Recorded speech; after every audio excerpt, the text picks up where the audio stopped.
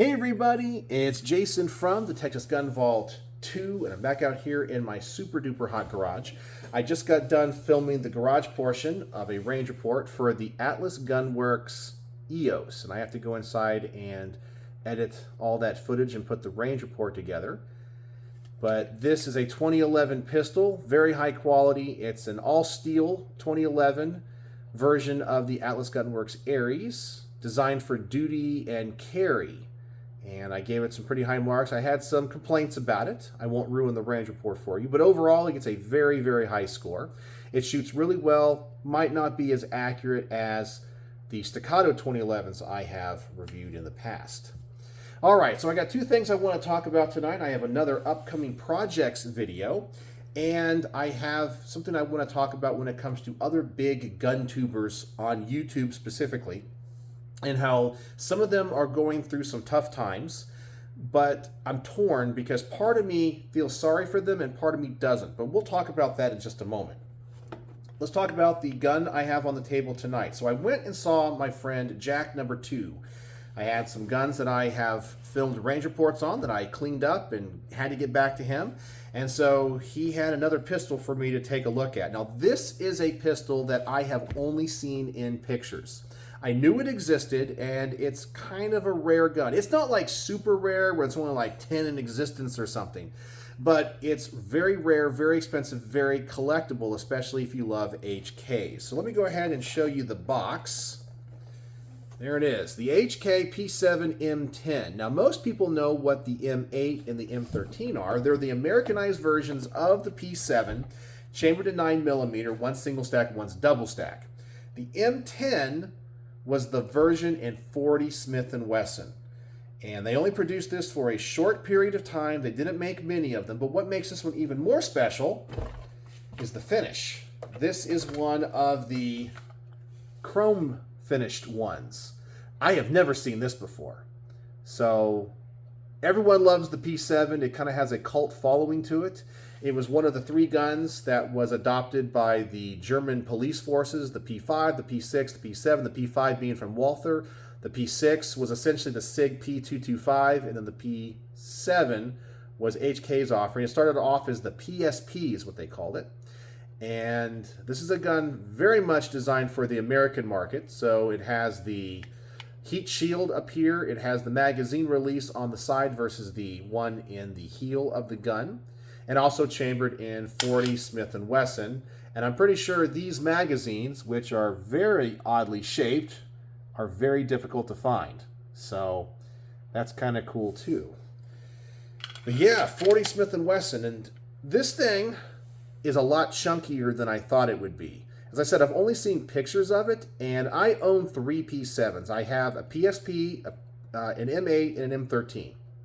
But I've never held or seen an M10 in person, and this slide is so much chunkier. It's so much heavier than the other 9mm versions. And when I pull the slide back, that recoil spring is definitely more stout. Another difference between this and maybe some of the other versions is the takedown button is more recessed into the frame than the 9mm versions. Now, of course, this is the squeeze cocker. So on this model, if you just pull the trigger, nothing happens, but you got to pull the front strap back into the frame. It cocks the striker, and then it will fire. And it's kind of an interesting design. It's in many ways, it's over-engineered. I have never, ever, as I said, held one of these M10s before. Never seen one in person, and definitely never seen one in chrome. So this is pretty darn cool. And it's pretty pristine, so I don't know if it's been shot before. There's some marks on the barrel, so it might have been, but this thing looks brand new. I mean, it has been taken care of, and it's pretty cool. The other thing that's kind of odd about it that makes it look weird, and I think a little bit out of proportion, is if you look at the business end of this, and you're familiar with more of the common P7s, look at the mass of the slide up here above the barrel. That barrel looks like it's sitting really low, but it's just because the mass of the slide, there's just so much stuff on top. So that is really cool. We have the original box, the owner's manual, And we have 3 magazines. 2 of them are the proper, I guess, chrome finished ones, and I guess an original finished one. So yeah, so being in chrome, it kind of reminds me of the Hans Gruber gun from Die Hard, but of course his was an M13, not an M10, but it kind of has that look. So that's going to be a cool gun, and that's going to have to go in the queue. And I have never reviewed a P7 on the Texas Gun Vault, so this is going to be pretty cool. So what do you guys think about that, especially if you love HKs and P7s? That is simply awesome. So I said I had one other thing I wanted to talk about.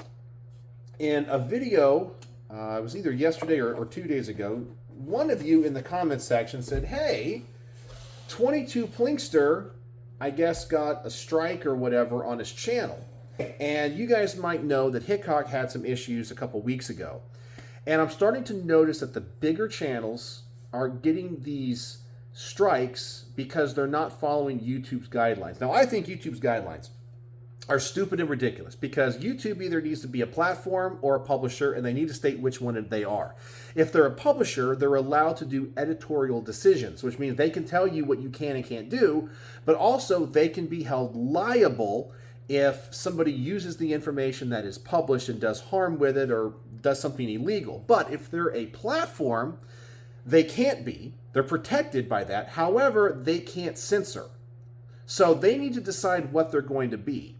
And I look at their rules as being pretty nebulous, but in some ways they're very clear-cut. Essentially what they're saying is, the biggest caveat to them is, if you make firearms videos, you can't link to anybody that sells guns. You can't link to anybody that sells certain accessories. And I think people are misconstruing that. They're saying, oh, it can't be any place that sells accessories at all. No, no, no. They list what those accessories are, like bump stocks, certain like FRT triggers, anything that simulates full auto fire, magazines that hold more than 30 rounds, okay? Stuff like that. It's a whole comprehensive list.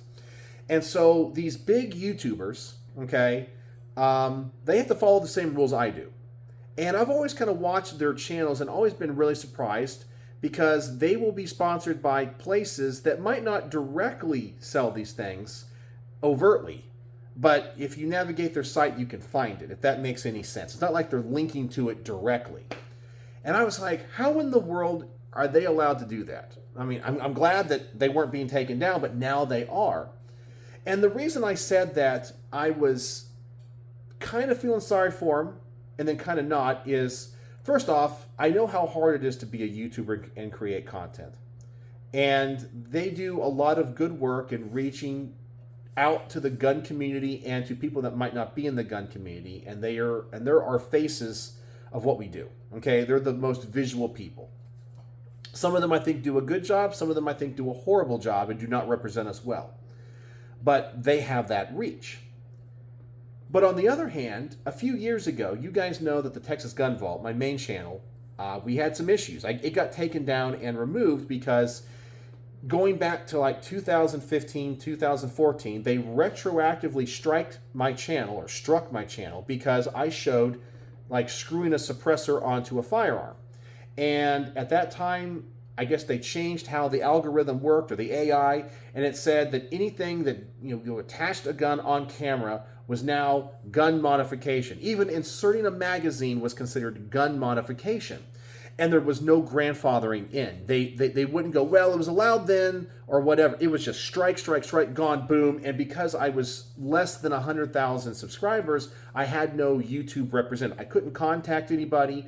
I had an appeal process, but of course, they don't care. They want fewer gun channels anyway. So even if you can prove what you did wasn't against their rules, they're not going to let you back on. And there were a lot of channels that started to get struck because of this. I mean, there's a lot of gun channels out there. And all of a sudden, they were being taken down, they were being removed, they were being restricted. And when that happened, I reached out to a couple of the big channels out there. Some of them I knew they might never see my response or my messages to them. A few of them did. And I said, hey, listen, you guys I know are going through the same thing. You have a YouTube representative. Can you contact them for me? Because you guys are getting your strikes reversed because for the same things that I did. Could you please contact them and have them look at my case? Because I have literally 10 years of my life built into this channel. Can you please see what you can do? And pretty much none of them wanted to do anything. They pretty much, not in a mean way, but they were like, no. Pretty much they just gave me the middle finger, okay? They just didn't care. I was small potatoes. Okay, that's fine. I totally get it. You don't want to help the rest of the gun community. And all they cared about at the time was their own money and their own survival, okay? And of course, they do that for a living. That's everything to them. And then I told you guys that there's a group called the Leviathan Group. Now, they are a conglomerate of YouTube gun, I guess we'll say celebrities. They're like a talent agency, and they lobby for these people. They get them contracts. They get them represented through different companies and so forth. And of course, the Leviathan Group had the ability to hire lawyers, contact you, and they got all their people back on schedule. But when it came to the small people, they wanted nothing to do with this. The Leviathan Group wouldn't help the small channels. Nothing. They didn't care about anything else except themselves. And at that time, I told you guys, we have to diversify in the gun community. Like I upload everything that I make on both channels here to Rumble. Now, Rumble is actually starting to get a little bit better. They're still way behind YouTube. They need a better content creator side where you can go through, look at comments and so forth, and aggregate your videos and so forth. They just need a better creator studio. But they're better. The ad revenue is a little bit better, where it's nowhere near what YouTube provides, but I could see in 5 or 10 years it really being a competitor. And so I upload to both. Well, there are some YouTubers out there, like 22 Plinkster, that I guess he reserved his spot on Rumble, made his channel, but they never uploaded anything. Because he's fine. He's one of the big guys. And all of a sudden, now he's not. Meaning because he's getting struck. Because he's had these things that fall into the gray area, where my sponsor, Brownworks, sells grips. He doesn't sell bump stocks. He doesn't sell triggers. He doesn't sell guns. He doesn't sell ammunition. He does not sell magazines that hold more than 30. He doesn't do any of that. He just sells wood panel grips, okay? So that does not fall into the list of things. But these people, of course, are sponsored by people that do sell those things. And now all of a sudden they were, kind of skating by thinking, oh, the Leviathan Group is going to help me. Oh, the money's, I'm too big now. I don't have to help. And then all of a sudden they're getting struck. And now 22 Plinkster's over on Rumble like, well, I think I'm losing my YouTube channel. So now I'm going to start uploading to Rumble. And it's kind of like this woe is me thing. I'm like, why weren't you doing this years ago? When small channels were reaching out to you, and we were the canaries in the coal mine saying, you have to diversify. Will you help us? And you said no? I don't know if I feel sorry for him.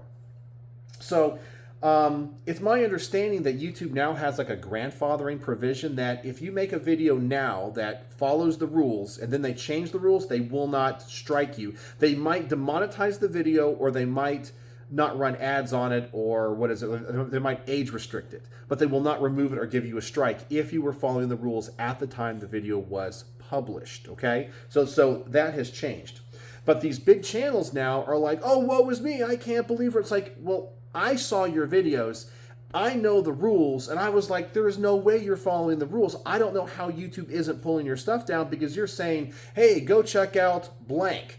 And I'm like, whoa, like they sell these things that YouTube says you can't advertise for. Now, you might not put links in the description, you might not put links in the video, but you're saying it. Now, typically the way it works, I think, is if you put links in the description, or you do one of those things where you sponsor and you click something in the video itself, I'll go link there. That's what they're going against. They can't get mad at you if somebody in the comment section that's not you posts something. That's not you. You're not in trouble for that. That's YouTube will handle that and punish those people. But as long as you don't do those two things, you're fine. But these channels were like doing that. I'm like, how in the world are you doing that and getting away with it? And I guess now they're kind of like, woe is me. And I don't know how to feel about this, because As I said, part of me thinks, well, they do good work because they're the biggest voices in our community. But on the other hand, they did not want to help the little guys. They wanted nothing to do with us. And once they got into this talent agency of the Leviathan Group, and they had lawyers and all that, and YouTube reps, they didn't care. It didn't bother them. So I don't know how to feel. So I'm curious what you guys are seeing, and you guys see this happening with any other channels. You know, we had Hickok45 had some problems. He had to re-upload some things, and I guess he's okay now. And now there's 22 Plinkster. I don't think he can upload for a while. I'm not sure. He's very vague on what happened. So it's really weird. Even on his Rumble video, he's like, well, I guess I'll be making videos over here and bringing all my videos over here to Rumble. But he wasn't saying, was he struck? Can he not? I don't know what it is. Are there any other big channels you're seeing? And do you guys understand the rules? Because you're going to hear a lot of misinformation. They're saying you can't advertise accessories. That is not the case. If you have a link to like a flashlight company, totally fine. If you have a link to a knife company, that's totally fine too. If you have a link to grips, totally fine. They literally, you can go up and look at YouTube's gun policy, and they say you can't link to this, and this, or any company that sells those things. Then don't do it. And I know there's big money in those sponsorships from those big companies, and they took it anyway. So I don't know. I mean, I'm against the rules, but I know what the rules are, and I follow them. I don't have to like them, but if I want to be here, I got to play by the rules. And when I was going through my trouble, you know, and I was depressed because I said I had 10 years of videos on my original channel gone. I'll never get back. I mean, those videos documented my life for a long time, and it's not that I just wanted them back because they were great videos or anything. It was because they were so important to me to watch me as a young man and progress to what I am today, and I lost all of it. And when I reached out to people to help, they wanted nothing to do with it because it didn't matter to them, because all they cared about was their own money. They only cared about their own thing. And, you know, Leviathan Group didn't care about any of the small creators. And I know a bunch of small creators contacted them that all got hit and removed. And they wanted nothing to do with it. Because if you're not bringing in the money, they didn't care about the Second Amendment community. They only cared about themselves. And as I say, you know, and I always borrow this line from Benjamin Franklin, if we don't hang together, we're going to hang separately. And these big YouTubers wanted to hang separately. You know, and that was the choice that they made. And now, because they played a dangerous game, they're in trouble. And I don't know how bad I feel for them. So anyway, you guys can hate me for that stance, but as a content creator, that's how I'm feeling. So let me know what you guys think in the comment section below. And what do you think of this really cool HK P7? So yeah, I got a lot of cool guns into the channel right now. I definitely need to go to the range tomorrow because this was the last of the group of guns I took to the range over the weekend. So anyway, let me know your thoughts in the comment section below. And if you made it to the end of this video, the word of the day is, the word of the day is, I'm going to make it hard. I'm going to make it really hard for you. Leviathan. Leviathan is the word of the day. And I guess now let me know what you think in the comment section below. So, as always, thanks for watching.